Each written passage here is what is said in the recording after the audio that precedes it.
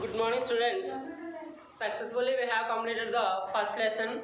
So, in today's class, we will come to know about the important topics in the atomic structure lesson. So, and also in today's class, we will come to know about the important questions regarding intermediate public examinations. Right? So, the main important questions in this lesson are Rutherford atomic model and drawbacks, Niels Bohr atomic model and its limitations, quantum numbers, and also Hopper principle, Cones principle, and Pauli's principle. So ఈ 4 questions నుంచి కంపల్సరీగా ఒక SI అనేది ఈ lesson నుంచి రావడం జరుగుతుంది.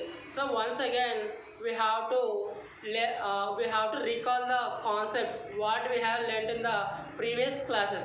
మరొకసారి కాన్సెప్ట్స్ గురించి మళ్ళీ క్లియర్గా ఎక్స్ప్లెయిన్ చేయడం జరుగుతుంది. So first concept is Rutherford atomic model. Rutherford atomic model అనే టాపిక్ మనకి వచ్చినప్పుడు కంపల్సరీగా Rutherford alpha ray scattering experiment అనేది మనకి మైండ్లోకి రావాలండి. So Rutherford proposed his atomic model with the help of alpha ray scattering experiment. So alpha ray scattering experiment ద్వారా Rutherford తన అటామిక్ మోడల్ని ఎక్స్ప్లెయిన్ చేయడం జరిగిందండి. ఒకసారి చూద్దాం. Rutherford alpha ray gold foil scattering experiment. Alpha ray scattering experiment on gold foil. On gold foil.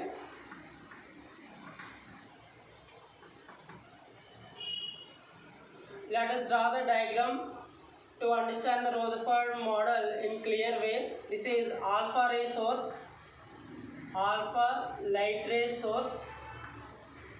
ఆ సింపుల్గా లేకపోతే ఆల్ఫా రేస్ అని రాద్దామండి. Alpha rays. This one is slit.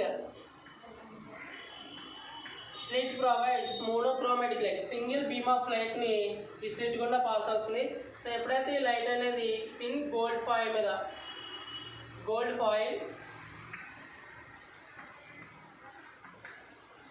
ఈ గోల్డ్ ఫాయిల్ మీద ఇన్సిడెంట్ అవ్వడం జరుగుతుందో ఈ గోల్డ్ ఫాయిల్ మీద ఇన్సిడెంట్ అయిన లైట్ రేస్ అన్ని కూడా రిఫ్లెక్ట్ అవ్వడం జరుగుతుంది. సో ఈ రిఫ్లెక్టెడ్ లైట్ రేస్ని మనం అన్నింటినీ కూడా డిటెక్టర్ హెల్ప్ తోటి ఐడెంటిఫై చేయడం జరుగుతుంది. So this detector is made up of zinc sulphide. Detector is made up of zinc sulphide, right. So alpha ray scattering experiment consists of alpha ray light source, slit and thin gold foil, and this gold foil is surrounded by circularly shaped detector. This detector is made up of zinc sulfide. మనకి experiment చేయడానికి alpha ray light source కావాలి, slit కావాలండి, next gold foil. And ఈ gold foil మీద incident అయిన light race అన్నీ కూడా reflect అవ్వడం జరుగుతుంది. ఈ రిఫ్లెక్ట్ అయిన లైట్ రేస్ని మనం ఐడెంటిఫై చేయడానికి మనకి ఒక డిటెక్టర్ కావాలి. సో ఈ డిటెక్టర్ మనం జింక్ సల్ఫైడ్ తోటి తయారు చేస్తాం. ఎందుకు జింక్ సల్ఫైడ్ చూస్తామంటే zinc sulphide as fluorescent nature. అంటే దీని మీద పడిన లైట్ రేడియేషన్ అనేది కూడా మనకి బ్రైట్ స్పాట్ కింద ఈ డిటెక్టర్ మీద పడినప్పుడు అది ఐడెంటిఫికేషన్ చేయడం అనేది జరుగుతుంది, right. So coming to our experiment, when hour the alpha ray light source are incident on the gold foil, alpha ray light rays are incident on the gold foil through slit. ఇక్కడ slit యొక్క use ఏంటంటే single beam of లైట్ని incident చేస్తుంది. When our alpha ray light source are passed through the slit which are incident on the gold foil, most of the light rays are passed through the gold foil. So ఈ experiment ద్వారా Rutherford కొన్ని అబ్జర్వేషన్స్ని చూసాడండి. Rutherford observations. First observation of Rutherford is most of the light rays are passed through the gold foil. Most of the light rays are passed through the gold foil. అంటే most of alpha rays are passed through the gold foil.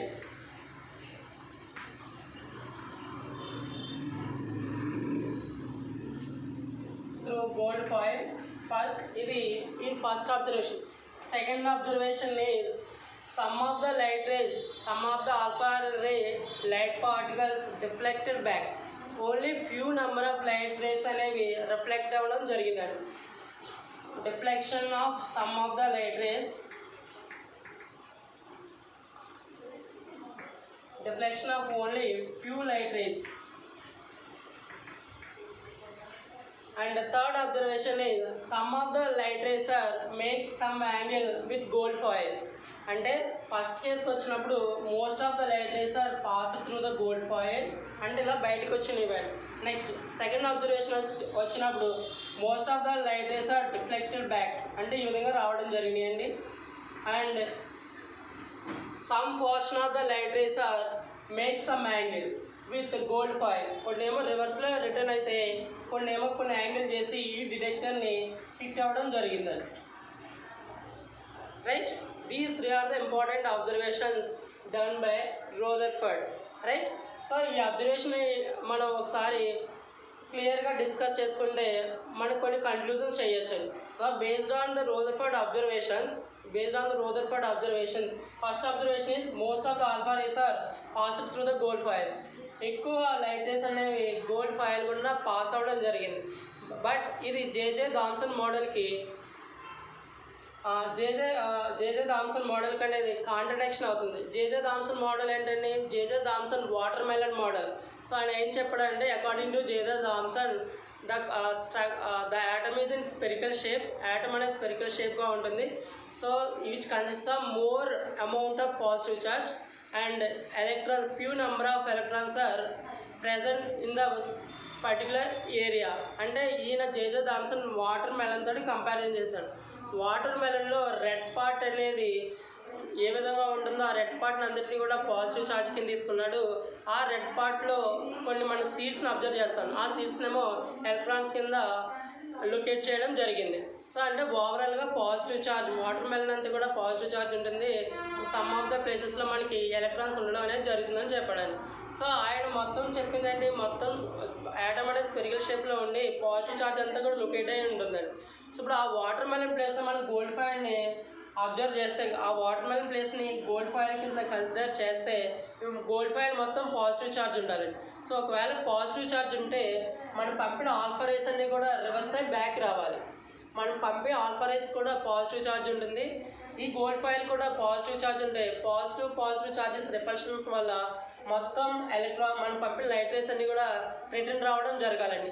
కానీ అలా జరగకుండా most of the alpha rays are passed through the gold foil. అంటే మొత్తం మనం పంపిన alpha race అన్ని కూడా గోల్డ్ ఫాయిల్ కూడా పాస్ అవ్వడం జరిగింది. అంటే ఇది జేజే థామ్సన్ అటామిక్ మోడల్కి ఆపోజిట్గా ఉందండి. అండ్ సెకండ్ పాయింట్కి వచ్చినప్పుడు reflection of the few number of light race. అంటే పర్టికులర్గా ఒక సర్టెన్ ప్లేస్లో ఈ లైట్ రేస్ అనేవి గోల్డ్ ఫాయిల్ మీద ఇన్సిడెంట్ అయినప్పుడు కొన్ని రివర్స్ రావడం జరుగుతుంది. అంటే ఆ గోల్డ్ ఫాయిల్లో మనం పంపిన లైట్ రేస్ అనేవి రివర్స్ వస్తున్నాయి అంటే దాని మీనింగ్ మనం పంపిన చోట పాజిటివ్ ఛార్జ్ అనేది లొకేట్ అయింది. అంటే మొత్తం గోల్డ్ ఫాయిల్ అంతా కూడా పాజిటివ్ ఛార్జ్ కాకుండా ఓన్లీ ఫ్యూ ప్లేస్లో మాత్రమే పాజిటివ్ ఛార్జ్ అనేది లొకేట్ అయింది. ఆ లొకేట్ అవ్వడం వల్ల మనం పంపిన పాజిటివ్ ఛార్జ్ గోల్డ్ ఫాయిల్ ఉన్న పాజిటివ్ ఛార్జ్ రెండు కూడా ఆపోజిట్గా రిపల్షన్ జరిగి రివర్స్ రావడం జరిగిందండి. రైట్, థర్డ్ అబ్జర్వేషన్ వచ్చినప్పుడు some of the alpha rays are makes certain angle. అంటే కొన్ని ఆల్ఫా రేస్ అనేవి సర్టెన్ యాంగిల్తో డిఫ్లెక్ట్ అవ్వడం జరిగిందండి. అంటే ఆ ఏరియాలో కూడా డిఫ్లెక్ట్ అవ్వని జరిగిందంటే ఆ ఏరియాలో కూడా పాజిటివ్ ఛార్జ్ ఉందని మనం అబ్జర్వ్ చేయొచ్చండి.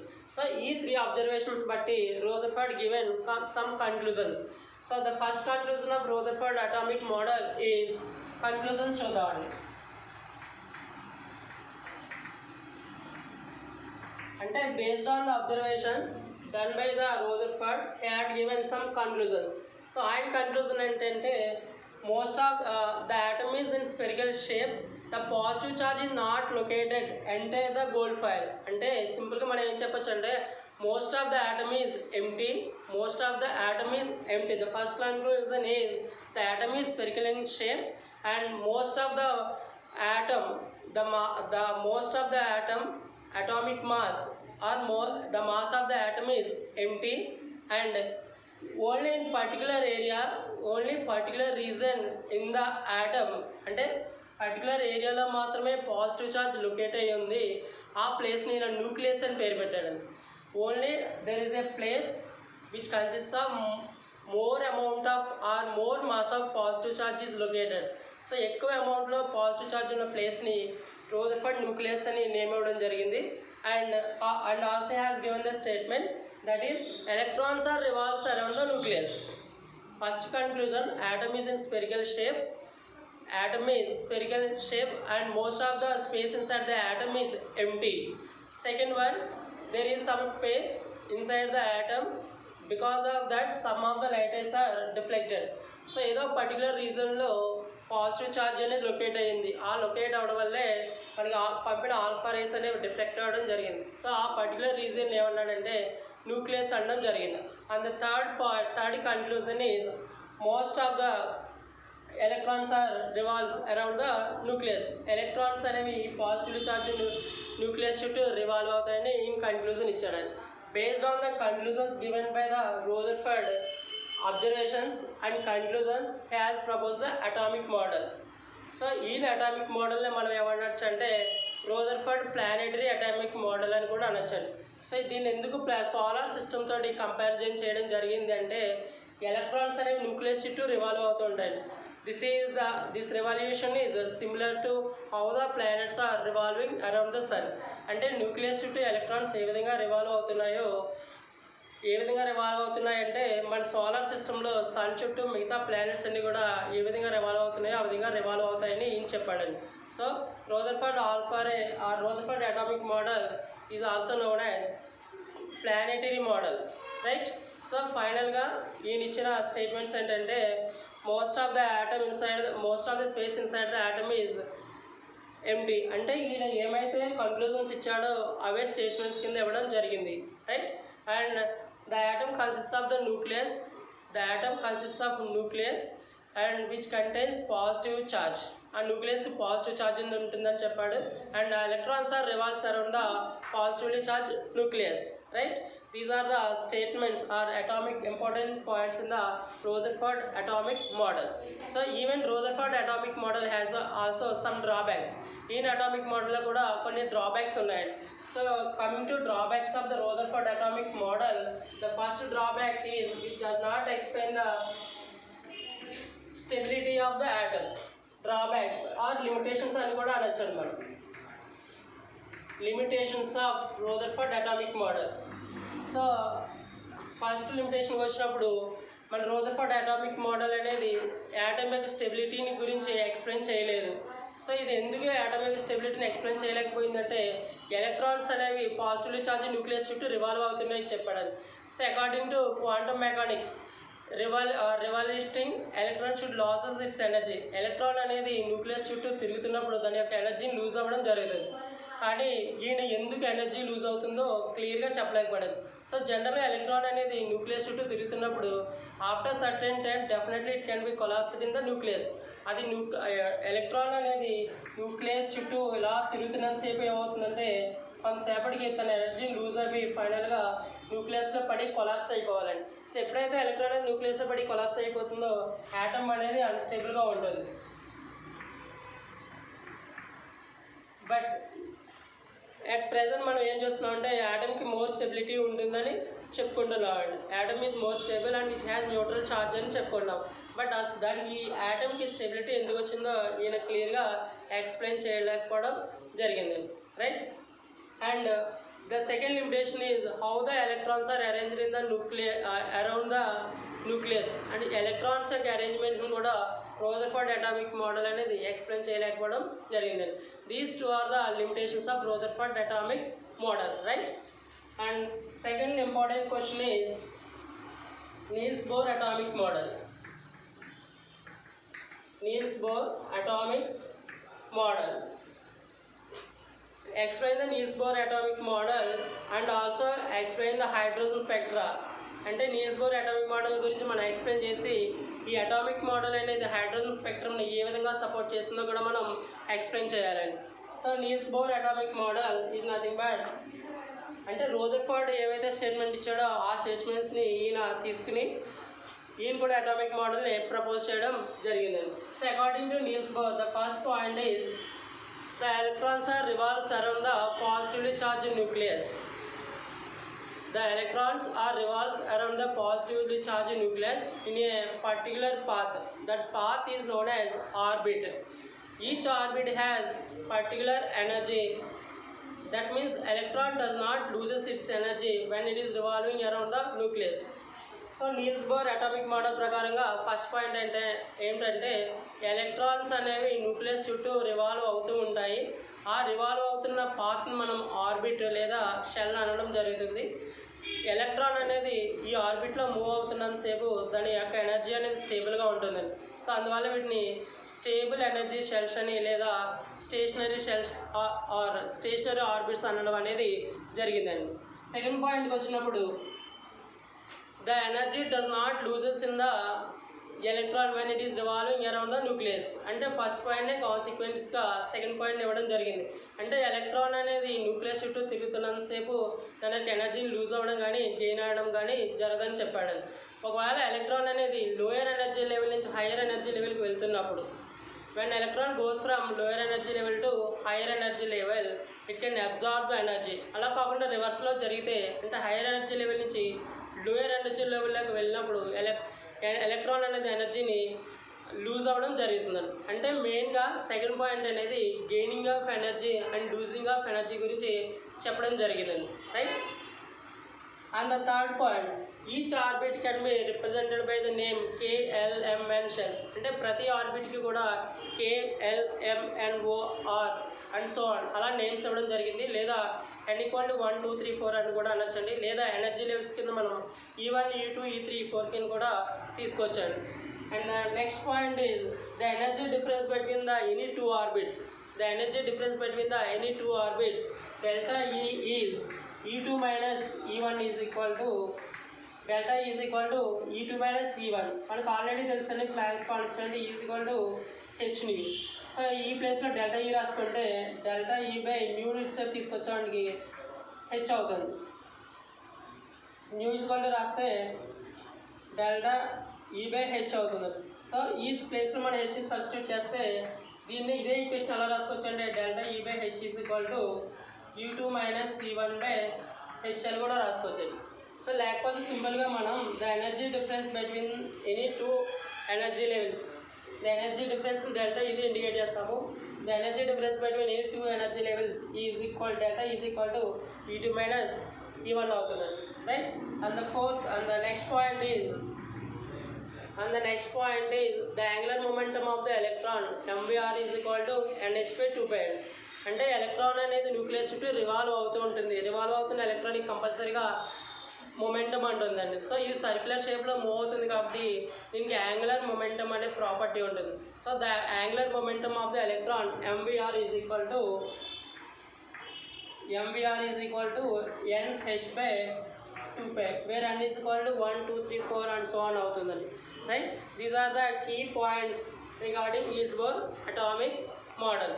సో డ్రాబ్యాక్స్కి వచ్చినప్పుడు even Niels Bohr atomic model also has some drawbacks. So that drawbacks or limitations of Niels Bohr atomic model is లిమిటేషన్స్కి వచ్చినప్పుడు మనం ఆల్రెడీ డిస్కస్ చేసుకోవడం జరిగిందండి. Only Niels Bohr atomic model successfully explain the atomic spectra of hydrogen. Hydrogen యొక్క atomic spectrum మాత్రమే explain చేయడం జరిగింది. అంటే మన ప్రీవియస్ క్లాస్లో Lyman, Balmer, Paschen, Brackett, Pfund series గురించి నేర్చుకున్నాం. వాటి గురించి మాత్రమే ఎక్స్ప్లెయిన్ చేయడం జరిగింది. సో ఇంకా స్పెక్ట్రోస్కోపీ టెక్నిక్స్ డెవలప్ అయినప్పుడు హైడ్రోజన్ స్పెక్ట్రంలో ఫైనర్ లైన్స్ అనేవి ఫామ్ అయినాయి. అంటే ఇంకా చిన్న చిన్న లైన్స్ అనేవి ఫామ్ అయినాయి. But Niels Bohr atomic model ఆ స్మాల్ లైన్స్ లేదా ఫైనర్ లైన్స్ అనేవి ఎందుకు ఫామ్ అవుతున్నాయో ఎక్స్ప్లెయిన్ చేయలేకపోయిందండి. The first drawback is Niels Bohr atomic model is which does not explain the finer lines formed in the hydrogen spectra, right? And the second one, which does not explain the Zeeman effect and Stark effect. Zeeman effect అంటే spectral lines అనేవి magnetic ఫీల్డ్లో ఉన్నప్పుడు split అవ్వడం జరుగుతుంది. The splitting of spectral lines in magnetic field is known as Zeeman effect. In the same way మన spectral లైన్స్ని electric ఫీల్డ్లో పెట్టినప్పుడు split అవ్వడం జరుగుతుంది. సో ఆ ఎఫెక్ట్ని ఏమంటామంటే స్టార్క్ ఎఫెక్ట్ అంటాము. అంటే ఫైనల్గా నీల్స్ బోర్ అటామిక్ మోడల్ అనేది జేమన్ ఎఫెక్ట్ని, స్టార్క్ ఎఫెక్ట్ని కూడా ఎక్స్ప్లెయిన్ చేయలేకపోవడం జరిగింది. And the fourth one the third one is it does not explain the formation of chemical bonds.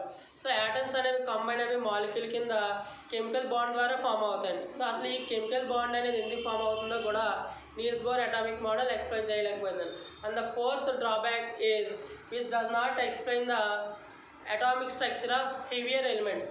అంటే నీల్స్ బోర్ అటామిక్ మోడల్ అనేది మనకి ఓన్లీ హైడ్రోజన్ స్పెక్ట్రమ్ గురించి మాత్రం explain చేయడం జరిగిందండి. సో హైడ్రోజన్ కాకుండా మనకి పీరియాడిక్ టేబుల్ ఇంకా చాలా ఎలిమెంట్స్ ఉన్నాయి. సో వాటి యొక్క అటామిక్ స్పెక్ట్రాన్ని క్లియర్గా ఎక్స్ప్లెయిన్ చేయలేకపోవడం జరిగింది. These are the limitations or drawbacks of Niels Bohr atomic model. The first one is it does not explain the final lines formed in the hydrogen spectra, and the second one which does not affect the explain the Zeeman effect and Stark effect, and which does not explain the formation of chemical bonds, and the fourth one Niels Bohr atomic model does not explain the atomic spectra of heavier elements, right? And next topic ఈ క్వశ్చన్లోనే sub question ఏమొస్తుందంటే how does the Niels Bohr atomic model explain hydrogen spectra of hydrogen spectra. Niels Bohr atomic model and hydrogen స్పెక్ట్రాని ఏ విధంగా explain చేయిందో మనం explain చేసుకోవాలండి. అది కూడా ఈ క్వశ్చన్ తోటి కాంబినేషన్లో వస్తుంది. Line spectrum of hydrogen. Line spectrum of hydrogen అంటే హైడ్రోజన్ ఆటమ్ యొక్క లైన్ స్పెక్ట్రమ్ని నీల్స్ బోర్ అటామిక్ మోడల్ ఏ విధంగా ఎక్స్ప్లెయిన్ చేస్తుందో చూడాలండి. మనకి ఆల్రెడీ ఐడియా ఉంది. When our the light ray is incident on the hydrogen molecule. Hydrogen molecule మీద లైట్ రే ఇన్సిడెంట్ అయినప్పుడు ఇది 2 డిఫరెంట్ ఆటమ్స్ కింద డివైడ్ అవ్వడం జరుగుతుంది. When our the light ray is incident on the hydrogen molecule it can split into 2 hydrogen atoms. So ఎప్పుడైతే light energy అనేది hydrogen molecule పడిందో అది 2 హైడ్రోజన్ ఆటమ్స్ కింద స్ప్లిట్ అవ్వడం జరుగుతుంది. సో ఎప్పుడైతే ఇది లైట్ ఎనర్జీని గెయిన్ చేసుకుందో గ్రౌండ్ స్టేట్లో ఉండే ఎలక్ట్రాన్స్ అనేవి ఎగ్జైటెడ్ స్టేట్కి వెళ్ళి మళ్ళీ గ్రౌండ్ స్టేట్కి రిటర్న్ రావడం జరుగుతుంది. సో ఎప్పుడైతే గ్రౌండ్ స్టేట్ నుంచి ఎగ్జైటెడ్ స్టేట్కి వెళ్ళి ఎగ్జైటెడ్ స్టేట్ నుంచి మళ్ళీ గ్రౌండ్ స్టేట్కి వచ్చేటప్పుడు అవి ఎనర్జీని ఎమిట్ చేయడం కానీ లేదా ఎనర్జీని అబ్జార్బ్ చేయడం కానీ జరుగుతుంది. సో ఏమైనా ఎనర్జీని ఎమిట్ చేస్తే మనకి ఎమిషన్ స్పెక్ట్రమ్ అనేది ఫామ్ అవుతుంది, లేదా ఎనర్జీ అనేది అబ్జార్బ్ చేసుకుంటే అబ్జార్బన్ స్పెక్ట్రమ్ అనేది ఫామ్ అవుతుంది. సో హైడ్రోజన్ స్పెక్ట్రమ్లో అన్నీ కూడా మనకి ఎనర్జీ అనేది ఎమిట్ అవుతుంది కాబట్టి దీన్ని line emission spectrum of hydrogen అని చెప్తాను. అంటే ఎలక్ట్రాన్స్ అనేవి హయ్యర్ ఎనర్జీ స్టేట్ నుంచి గ్రౌండ్ స్టేట్కి వచ్చినప్పుడు లైట్ ఎనర్జీని ఎమిట్ చేయడం జరుగుతుంది. సో ఈ లైట్ ఎనర్జీని ఎమిట్ చేసినప్పుడు మనకి డిఫరెంట్ సిరీస్ ఫామ్ అవుతాయండి. సో ఆ సిరీస్ని మనం Lyman series, Balmer series, fashion series, bracket and fund series గురించి చెప్పుకోవడం జరిగింది. Lyman, Balmer, fashion, bracket, fund. So వీటి గురించి మనం చెప్పుకున్నప్పుడు అటామిక్ స్ట్రక్చర్ డ్రా చేసుకుని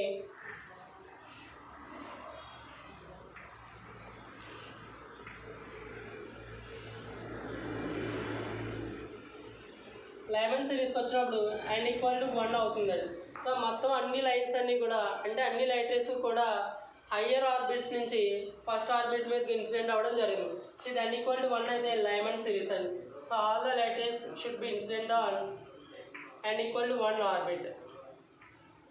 Lyman.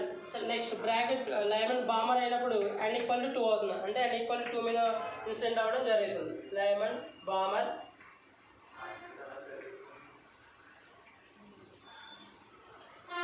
And third one Paschen, n = 3 అవుతుందండి. Like that we can draw for remaining Brackett and Pfund, right? వీటి యొక్క లైన్ స్పెక్ట్రమ్ మనం క్లియర్గా అబ్జర్వ్ చేసినప్పుడు మనకి లైమన్ సిరీస్ అనేది యూవీ రీజన్లో ఫామ్ అవుతుంది, బామర్ సిరీస్ అనేది విజిబుల్ రీజన్లో ఫామ్ అవుతుంది. ఈ 3 కూడా ఇన్ఫ్రారెడ్ రీజన్లో ఫామ్ అవుతాయి. మళ్ళీ ఇన్ఫ్రారెడ్ రీజన్లో నియర్ IR అంటే near infrared, middle infrared and far infrared అంటే మనకి క్లోజ్గా, మిడిల్గా అండ్ బాగా డిస్టెన్స్గా అంటే ఎక్కువ డిస్టెన్స్లో కూడా వీటి యొక్క కలర్స్ అనేవి మనకు ఫామ్ అవడం జరుగుతుంది. సో వీటన్నిటి సిరీస్లో కూడా మన హ్యూమన్ ఐ అనేది ఓన్లీ బామర్ సిరీస్ని క్లియర్గా అబ్జర్వ్ చేయడం జరుగుతుంది, right?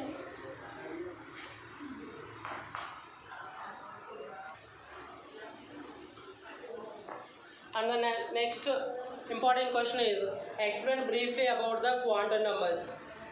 Explain briefly about the quantum numbers. We already know that there are 4 kinds of quantum numbers.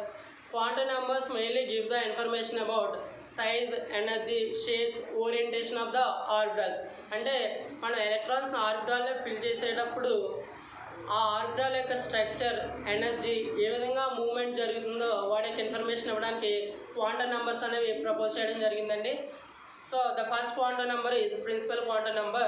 The principal quantum number was proposed by Niels Bohr and it is denoted by the letter n, which has the values n is equal to 1, 2, 3, 4 and so on.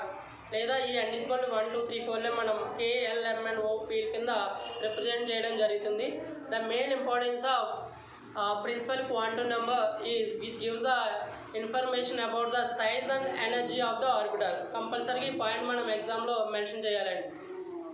Principal quantum number gives the information regarding size and energy of the orbital. Second quantum number వచ్చినప్పుడు angular momentum quantum number. This quantum number is also called as subsidiary quantum number, which is denoted by the letter L. It was proposed by Sommerfeld. And L values are depends upon n. There is a formula L is equal to n minus 1. L is equal to n minus 1 substitute చేసినప్పుడు L values అనేవి 0, 1, 2, 3, 4 నుంచి start అవుతాయి. And L values 0, 1, 2, 3, 4 నుంచి start అయినప్పుడు వాటికి మనం orbital names S orbital, P orbital, D orbital, F orbital కింద ఇవ్వడం జరుగుతుంది. The main importance of angular momentum quantum number is which gives the information about the shape of the orbital. అంటే angular momentum quantum number మనకి orbital యొక్క షేప్ని తెలియజేయడం జరుగుతుంది. Third quantum number is magnetic quantum number. Magnetic quantum number gives the information about the orientation of the orbital. Orbitals అనేవి XYZ యాక్సిస్లో అంటే కోఆర్డినేషన్లో ఏ విధంగా arrange అయినాయో మనకి information ఇవ్వడం జరుగుతుంది. Magnetic quantum number was proposed by లాండే and it is denoted by the letter ML. And ML has the formula ML is equal to 2L plus 1. అంటే magnetic momentum quantum number values angular momentum quantum number మీద depend అయి ఉంటాయి. The main importance of magnetic quantum number is which gives the orientation of the orbital in the coordinate axis. And the fourth one is spin quantum number. Spin quantum నెంబర్కి వచ్చినప్పుడు electron అనేది nucleus చుట్టూ revolve అవుతున్నప్పుడు 2 types of orientations ఉంటాయండి. అవి clock wise orientation, anti clock wise orientation. Clock wise orientation అయితే plus of కింద, anti clock wise orientation అయితే మైనస్ ఆఫ్ కింద రిప్రజెంట్ చేయడం జరిగింది. అంటే మనం ఈచ్ ఆర్బిటాల్లో 2 ఎలక్ట్రాన్స్ మాత్రమే ఫిల్ చేయాలి. ఒకటేమో అప్వర్డ్ యారో తోటి, ఇంకొకటి డౌన్వర్డ్ యారో తోటి రిప్రజెంట్ చేయడం జరుగుతుందండి. These are the 4 important quantum numbers. And the next question is, what are the 3 principles which support the filling of electrons in the orbitals? అంటే మనకి 3 principles ఉన్నాయండి. Like ఆబో principal, holes principal, Pauli's principal. మనకి ఎగ్జామ్లో question ఏ విధంగా వస్తుందంటే, explain the 3 principles which supports the filling of electrons in the orbitals. డైరెక్ట్గా ఇవ్వకుండా మనకి ఇండైరెక్ట్ క్వశ్చన్స్ ఇవ్వడం జరుగుతుంది. సో డైరెక్ట్ క్వశ్చన్ ఎలా వస్తుందంటే, explain briefly about the Aufbau principle అంటే మనం ఈజీగా రాయొచ్చు. బట్ అలా ఇవ్వకుండా ఎగ్జామ్లో ఎస్ఐ క్వశ్చన్ ఏ విధంగా వస్తుందంటే, what are the principles which supports the filling of electrons in the orbitals అని ఇస్తాడండి. సో ఇమీడియట్గా మనకి వెంటనే మన మైండ్లో ఆ 3 ప్రిన్సిపల్స్ గుర్తు రావాలండి. First principle Aufbau principle. So Aufbau principle చెప్తున్నప్పుడు, Aufbau principle mainly gives the information about the filling of electrons in the orbitals. అంటే always fill the electrons in the orbitals according to their increasing energy. Electrons ఆర్బిటాల్లో fill చేసేటప్పుడు orbital యొక్క ఎనర్జీని increasing ఆర్డర్లో ఉండాలని చెప్తుందండి. So it has 2 main rules. The first one is electrons are filled in the orbitals according to their increasing n plus L values. Second point is, if n plus L values are same, then the electron will enter into the lowest n value, right? వాటికి ఒక example కూడా ఇవ్వాలండి, right? And the second principle is Pauli's principal.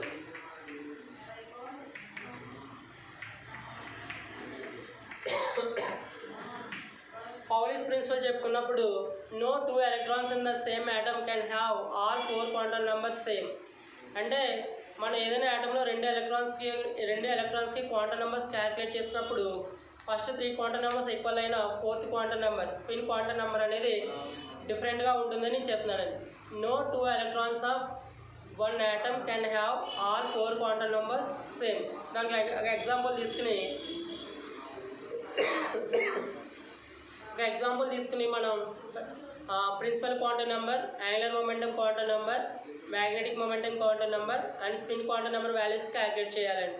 So ఈ 4 quantum నెంబర్స్లో first 3 quantum numbers first ఎలక్ట్రాన్కి 2 ఎలక్ట్రాన్కి ఈక్వల్గా అయినా fourth quantum number spin quantum number అనేది కంపల్సరీగా డిఫరెంట్గా ఉంటుంది, రైట్.